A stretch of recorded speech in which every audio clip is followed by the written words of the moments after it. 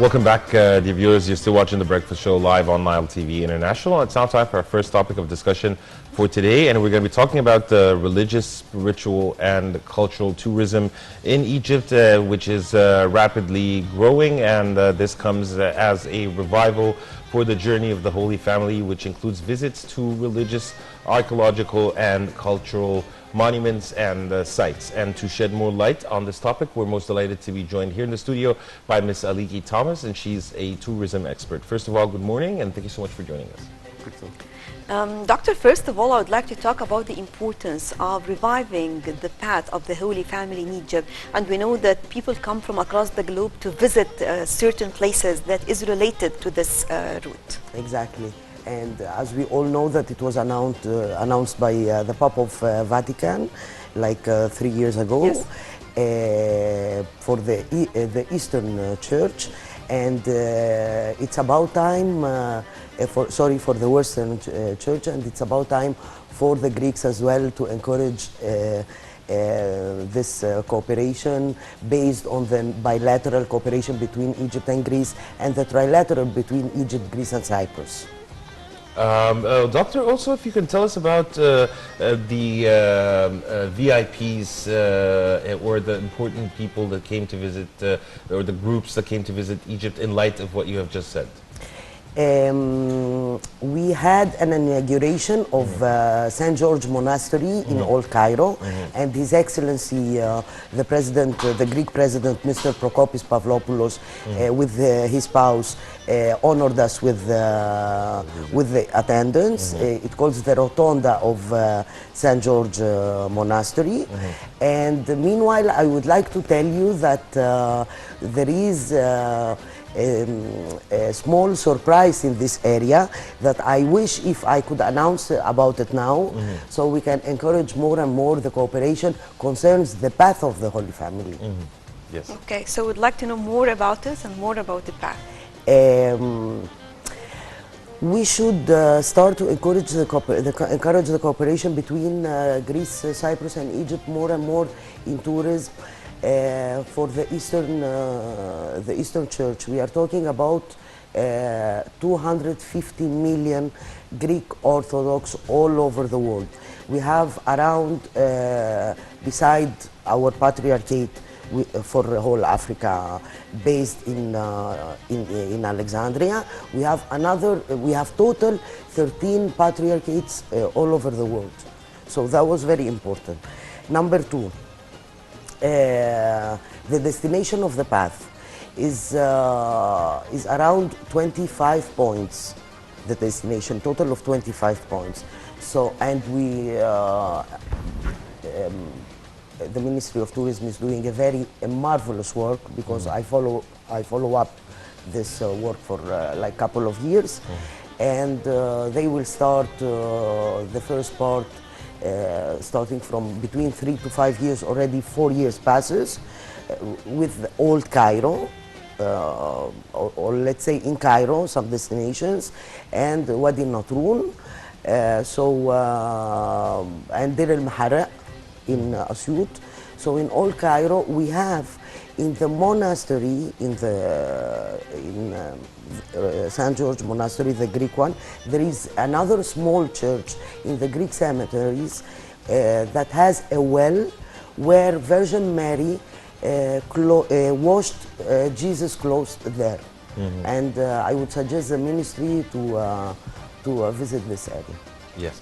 Doctor, also some experts believe that this path being even more popular, and we shed light on this archaeological sites and the path of the Holy Family, this could generate billions of pounds for Egypt and for the tourism industry.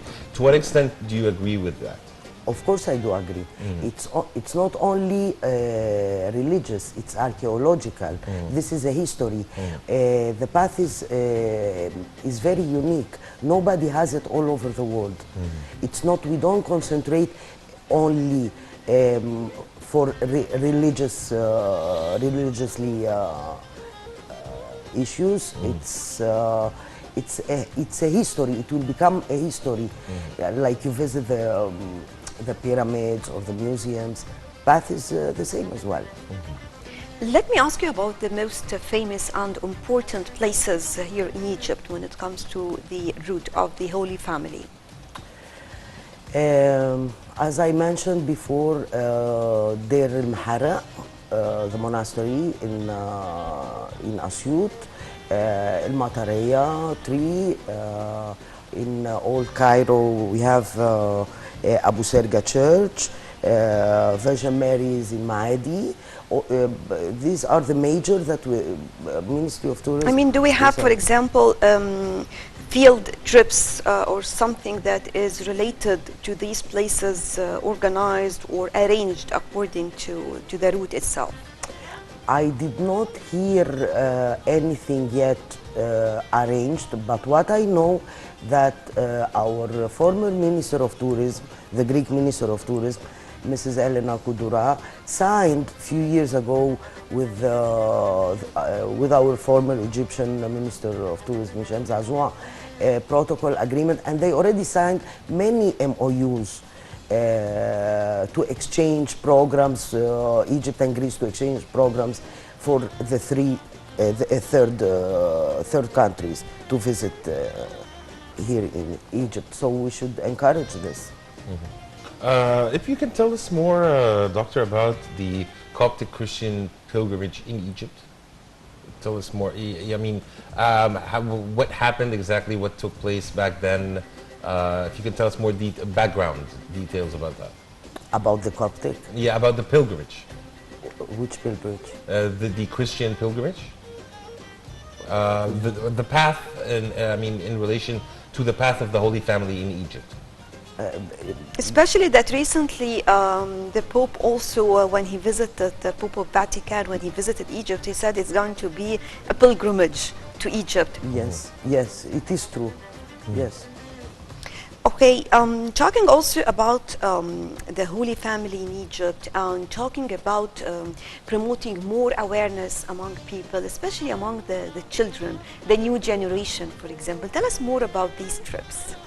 It needs, we need to concentrate more, not for the children, for the youth in general. Yes. We need to make more. I believe it's like one of my activities. It's not only tourism.